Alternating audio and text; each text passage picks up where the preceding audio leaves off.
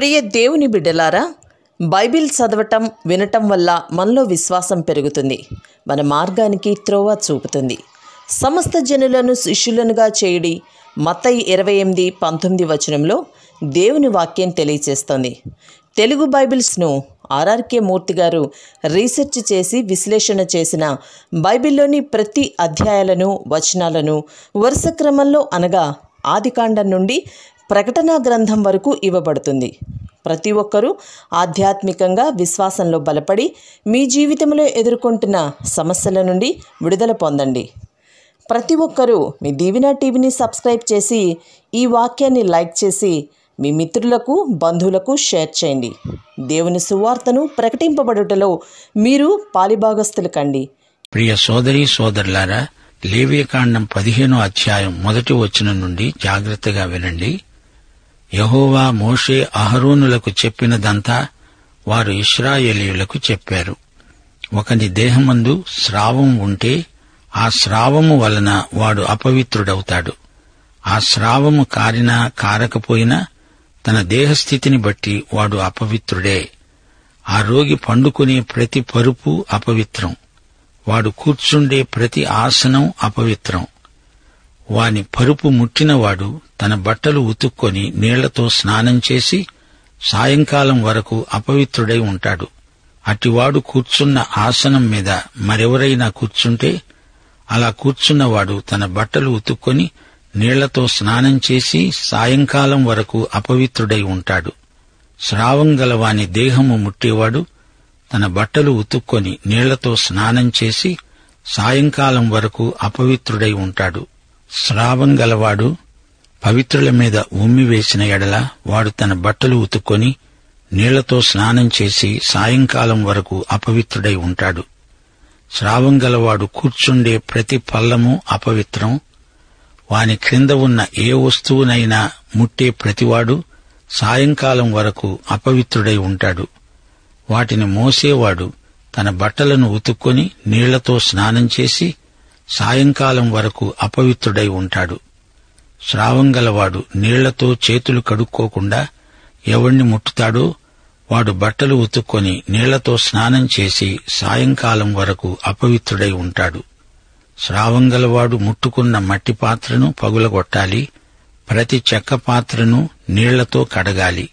స్రావం గలవాడు తన స్రావము నుండి పవిత్రత పొందినప్పుడు పవిత్రత విషయమై 7 దినములు లెక్కించుకొని తన బట్టలు ఉతుక్కొని పారే నీటిలో ఒళ్ళు కడుక్కొని పవిత్రుడవుతాడు. 8వ రోజు 2 తెల్ల గువ్వలనైనా 2 పావురపు పిల్లలనైనా తీసుకొని ప్రత్యక్షపు గుడారము వద్దకు వచ్చి యెహోవా సన్నిధిలో యాజకునికి వాటిని అప్పగించాలి. యాజకుడు వాటిలో ఒక దానిని పాప పరిహారార్థ బలిగాను ఒక దానిని దహన బలిగాను అర్పించాలి. ఆ విధంగా యాజకుడు వాని స్రావం విషయంలో యెహోవా సన్నిధిలో వాని నిమిత్తం ప్రాయశ్చిత్తం చెయ్యాలి. సోదరీ సోదరులారా, కుష్ఠరోగాన్ని గురించి ఇంతకు ముందు 2 అధ్యాయాలలో ఎన్నో సంగతులు నేర్చుకున్నాం గదూ. ఇప్పుడు 15వ అధ్యాయంలో కాలుష్యాన్ని గురించి, వాతావరణ కాలుష్యం కంటే ఆత్మ కాలుష్యం ఎంతో భయంకరమైనదని నేర్చుకుంటున్నాం. మానసిక కాలుష్యం ఇంకా భయంకరమైంది. పాపం అతి భయంకరమైనది. కుష్టుపొడలు, పచ్చి గాయాలు, అందులో నుంచి కారే రసి ఎంతో ప్రమాదకరమైనవి.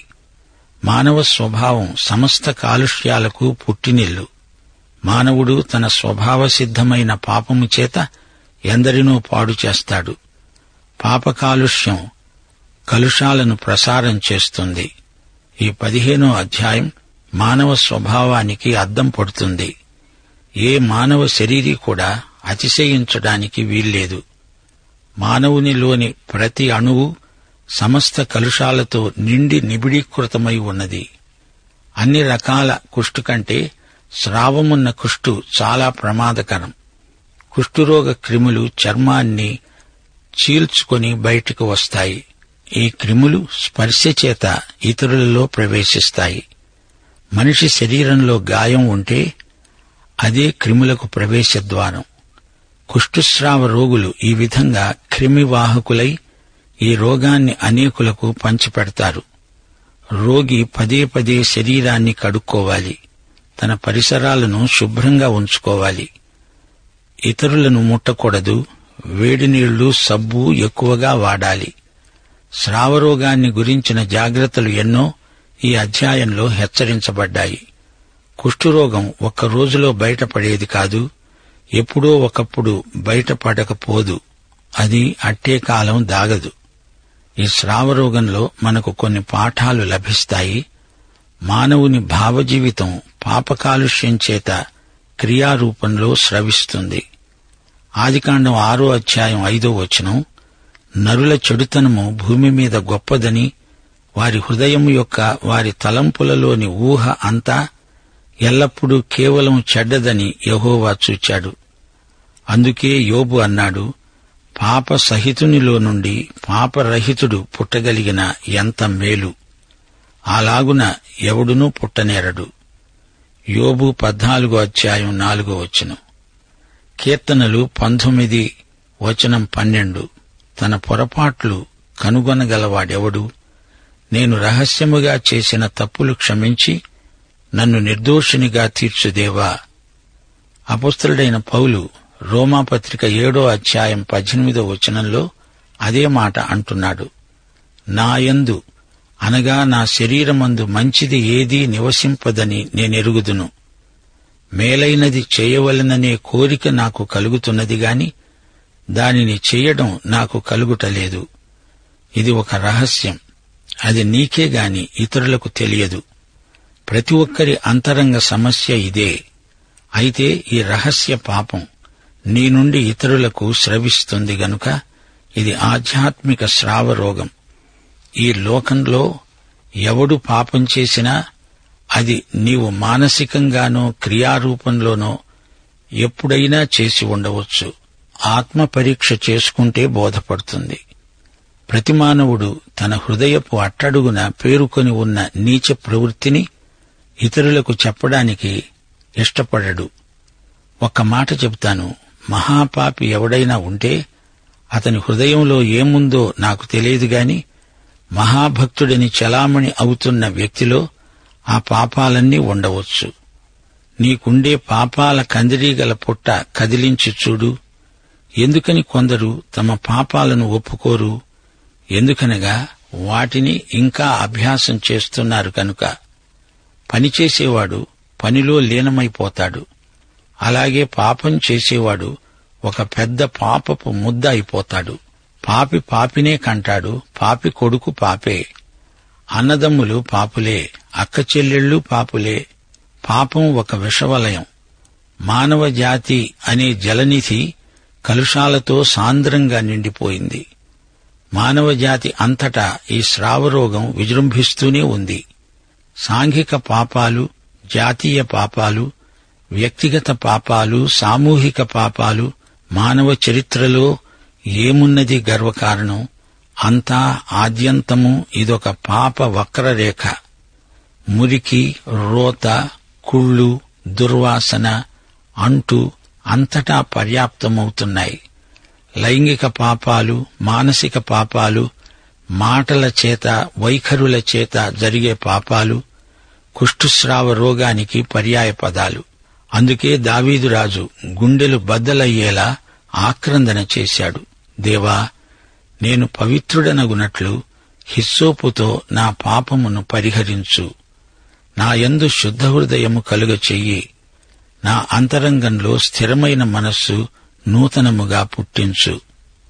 ఈ రోజున నాగరిక పాపాలు ఎక్కువవుతున్నాయి. బరితెగి బజారున పడుతున్నాయి. లైంగిక రోగాలు పెచ్చరిల్లుతున్నాయి. రోగం ఆనందానికి ప్రబల శత్రువు. రక్షణానందం పోగొట్టుకొని అనేక మంది ఆధ్యాత్మిక కుష్ఠుస్రావ రోగులు అఘోరిస్తున్నారు. అందుకే ఈ అధ్యాయాలు కుష్ఠురోగాన్ని గురించి మనకు బోధిస్తున్నాయి. పాపం ఎంత చెడ్డదో, ఎంత పాడుదో, ఎంత నీచమైనదో, ఎంత అపాయకరమైనదో, ఎంత గర్హనీయమైనదో దేవుడిక్కడ చూపుతున్నాడు. దేవుడు అసహ్యించుకునే దాన్ని మనం కూడా అసహ్యించుకోవాలి. అపొస్తలుడైన పౌలు రోమాపత్రిక 15వ అధ్యాయం 4వ వచనంలో చెప్పిన మాట మనకు ఎంతో ప్రయోజనకరం. ఓర్పు వలనను లేఖనముల వలననైన ఆదరణ వలనను మనకు నిరీక్షణ కలుగుటకు పూర్వమందు వ్రాయబడినవన్నీ మనకు బోధ కలుగు నిమిత్తము రాయబడి ఉన్నాయి.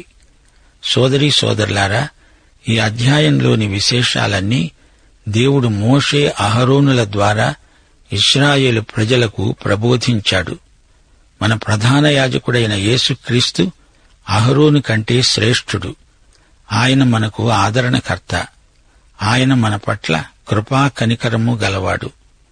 హెబ్రీ పత్రిక 4వ అధ్యాయం 14-15 వచనాలు.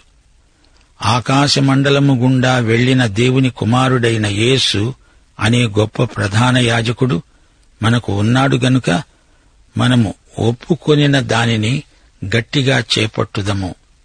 మన ప్రధాన యాజకుడు మన బలహీనతల యందు మనతో సహానుభవము లేనివాడు కాడు, కాని సమస్త విషయములలో మనవలనే శోధింపబడినను ఆయన పాపము లేనివాడుగా ఉన్నాడు. హెబ్రీ పత్రిక 2వ అధ్యాయం 18వ వచనం. ప్రజల పాపములకు పరిహారము కలుగజేయుటకు దేవుని సంబంధమైన కార్యములలో కనికరమును నమ్మకమును గల ప్రధాన యాజకుడుగు నిమిత్తము అన్ని విషయములలో ఆయన తన సహోదరుల వంటివాడు కావలసి వచ్చింది. తాను శోధింపబడి శ్రమ పొందాడు గనుక శోధింపబడే వారికి సహాయము చేయడానికి ఆయన సమర్థుడు. సోదరీ సోదరులారా, ఈ వాక్య భాగములో మానవ స్వభావము యొక్క సమగ్రమైన చిత్తరువు మీకు కనిపించటం లేదా? మానవ హృదయములో నుండి పాపం చీము కారుతున్నదే, అది మీరు చూడలేదా? లోకమంతటా అందరిలో నుండి ఈ స్రావము కారుతూనే ఉంది. అంతటా కాలుష్యం అలుముకుని ఉంది. మనుష్యులు స్పర్శ చేత రోగ ప్రసరణకు వాహకములవుతున్నారు. మనుష్యులు ఈ రోగాన్ని తెలియకుండానే ఒకనితో ఒకడు పంచుకుంటున్నారు. ప్రతి మానవుడు ఇతరుల మీద కొంచెమో గొప్పో ప్రభావం చూపెడుతూనే ఉన్నాడు. త్రాగుబోతులు, వ్యభిచారులు, హంతకులు, అబద్ధికులు గౌరవనీయులుగానే చలామణి అవుతున్నారు గాని ఎప్పుడో ఒకప్పుడు ఈ ఆధ్యాత్మిక కుష్ఠస్రావము బయటపడకపోదు. రక్షించబడిన వ్యక్తి కూడా పాత శరీర లక్షణాలను కొంతగాకపోతే కొంతైనా మోసుక తిరుగుతూనే ఉంటాడు. అందుకే ప్రభు మత్తయి శుభవార్త 15వ అధ్యాయం 18వ వచనం నుండి 20వ వచనం వరకు అన్నాడు, నోటి నుండి బయటకు వచ్చినవి హృదయములో నుండి వస్తాయి. ఇవే మనుష్యుని అపవిత్రపరుస్తాయని మీరు గ్రహించరా? దురాలోచనలు, నరహత్యలు, వ్యభిచారములు, వేశ్యాగమనములు, దొంగతనములు, అబద్ధ సాక్ష్యములు, దేవదూషణలు హృదయములో నుండే వస్తాయి. ఇవే మనుష్యుణ్ణి అపవిత్రపరుస్తాయి గాని చేతులు కడుక్కొనక భోజనం చేయడం మనుష్యుణ్ణి అపవిత్రపరచదు. ఈ రోజుల్లో కొందరు మతాచారాలపై ఎక్కువ ఆసక్తి చూపుతున్నారు. మతాచారాలన్నింటినీ పాటిస్తారు కాని హృదయం మాత్రం ఎప్పటిలాగే అసహ్యంగా ఉండిపోతుంది. అలాంటి హృదయాన్ని యేసు ప్రభువే బాగు చేయాలి. యేసు రక్తం మనల్ని కడుగుతుంది, మనలో ఉన్న కాలుష్యాన్ని కడిగి శుభ్రం చేస్తుంది. యాకోబు పత్రిక 1వ అధ్యాయం 14వ వచనం, ప్రతివాడును తన స్వకీయమైన దురాశ చేత ఈడ్వబడి మరులు కొల్పబడినవాడై శోధించబడతాడు. దురాశ గర్భము ధరించి పాపాన్ని కంటుంది, పాపం పరిపక్వమై మరణాన్ని కంటుంది. అపొస్తలుడైన పౌలు చేసిన ఆక్రందన మనం ఇప్పుడే విన్నాం. నా శరీరంలో మంచిది ఏదీ లేదు. కుష్ఠస్రావ రోగం ఎప్పుడో ఒకప్పుడు బయటపడుతుంది. రహస్య పాపాలు బట్టబయలవుతాయి. మనిషి దాచిపెట్టవచ్చు, కాని దేవునికి మరుగైనది ఏదీ లేదు. దేవుడు అంతరంగములో సత్యాన్ని కోరుతున్నాడు. పాపమనేది దేవునికి విరోధంగా జరిగే క్రియ. యెహెజ్కేలు 16వ అధ్యాయంలో మొదటి 13 వచనాలు మీరు ఎప్పుడైనా విన్నారా? ప్రజల హేయ కృత్యాలను దేవుడు ఎండగడుతున్నాడు. పాపి పుట్టుక కూడా అసహ్యమే. దేవుడు కనికరించి పాపిని బాగుచేస్తున్నాడు. దిగంబరులను దేవుడు నీతి వస్త్రాలతో అలంకరిస్తున్నాడు. దేవుడు మనలను తన నిబంధన ప్రజలనుగా రూపుదిద్దుతున్నాడు. దేవుడు మనలను బాగుచేసింది కేవలం తన కృపను బట్టే. యెషయా 59వ అధ్యాయమంతా మానవుని పాపస్థితిని చూపుతుంది. మీ పాపాలు ఆయన ముఖాన్ని మరుగుపరిచాయి. చెడుగును గర్భం ధరించి ప్రజలు పాపాన్ని కంటున్నారు. వారి క్రియలు పాపక్రియలు. బ్రతికి ఉండి కూడా వారు చచ్చిన వారి వలె ఉన్నారు. న్యాయానికి ఆటంకం కలుగుతోంది. నీతి దూరమైపోయింది. సత్యం సంతవీధిలో పడింది. దేవునికి మీకు మధ్యవర్తి లేడు. నా నిబంధనను జ్ఞాపకం చేసుకోండి.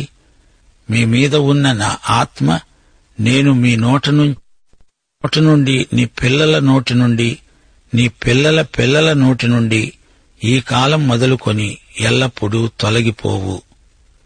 ఈ స్రావరోగి కూర్చున్న ఆసనాలు కూడా అపవిత్రమే. వారు నిద్రించేటప్పుడు కూడా దేవుడు కనిపెట్టి చూస్తున్నాడు. అతడు పరుండిన పడక అపవిత్రం. అతడు కనే కలలు సోదరీ సోదరులారా, దేవుడు పాప జీవితాన్ని పవిత్రీకరించగోరుతున్నాడు. ఫిలిప్పీ పత్రిక 4వ అధ్యాయం 8వ వచనం, ఎల్లప్పుడూ ప్రభువునందు ఆనందించండి. మళ్లీ చెప్తాను, ఆనందించండి. ఏ యోగ్యత అయినా మెప్పైనా ఉండిన ఎడల, ఏవి సత్యమైనవో, ఏవి మాన్యమైనవో, ఏవి న్యాయమైనవో, ఏవి పవిత్రమైనవో, ఏవి రమ్యమైనవో, ఏవి ఖ్యాతి గలవో వాటి మీద ధ్యానముంచుకోండి. సర్వకాల సర్వావస్థల్లోనూ దేవుడు నీ పట్ల, నీ భావజీవితం విషయం ఎంతో శ్రద్ధాసక్తులతో చూస్తున్నాడు. నీవు ఏది ముట్టుకున్నా, దేనిమీద కూర్చున్నా, ఎక్కడ పడుకున్నా అంతా అపవిత్రమే. ఆధ్యాత్మిక కుష్ఠుస్రావం రోగి మాటలను కూడా అపవిత్రం చేస్తుంది. మన వృత్తి వ్యాపారాలను కూడా పరీక్షిస్తున్నాడు. పాపి ముట్టిన ప్రతి ఒక్కటి పాపమే. నీ కట్టుబట్టలు, నీ నోటి మాటలు, నీ తినే తిండి, నీవు ఉన్న ఇల్లు, నీ ఆలోచనలు అంతా పాపమే. నీది ఒక పాప ప్రపంచం. నీ ఉచ్ఛ్వాస నిశ్వాసాలు, నీ వ్యాసంగాలు అంతా పాపమే. సహవాసం చేత పాపం విస్తరిస్తుంది. అయితే పాపము ఎక్కడ విస్తరించిందో అక్కడే దేవుని కృప అపరిమితంగా విస్తరిస్తుంది. ఎక్కడ చూచినా పాప కాలుష్యం, అశ్లీల పదాలు, అవాచ్యమైన క్రియలు. వీటిని దేవుని సన్నిధిలో ఒప్పుకోవాలి, శుద్ధి పొందాలి. వాటి నుండి తప్పుకోవాలి. రహస్య పాపాల విషయమై జాగ్రత్త. ప్రమాదవశాత్తు ఈ కాలుష్యం మీకు సోకితే దాని విషమ ఫలితాలు అనుభవించక తప్పదు. దేవుని వాక్యం మనకున్నది. కీర్తనలు 119 వచనం 9. యువతీ యువకులు దేనిచేత తమ ప్రవర్తనను శుద్ధి చేసుకోగలరు? దేవుని వాక్యంతో శుద్ధి కావలసిందే గాని మరే విధానము పనిచేయదు. ఒకసారి యేసుప్రభు తన శిష్యుల పాదాలు కడుగుతూ పేతురు వద్దకు వచ్చాడు. పేతురు అన్నాడు, ప్రభూ, నీవు నా పాదాలు కడుగకూడదు. దానికి యేసుప్రభు ఏమన్నాడు మీకు జ్ఞాపకం ఉందా? నేను నిన్ను కడగకపోతే నాతో నీకు పాలు లేదు. యేసు మనల్ని కడక్కపోతే ఆయనతో మనకు సహవాసముండదు.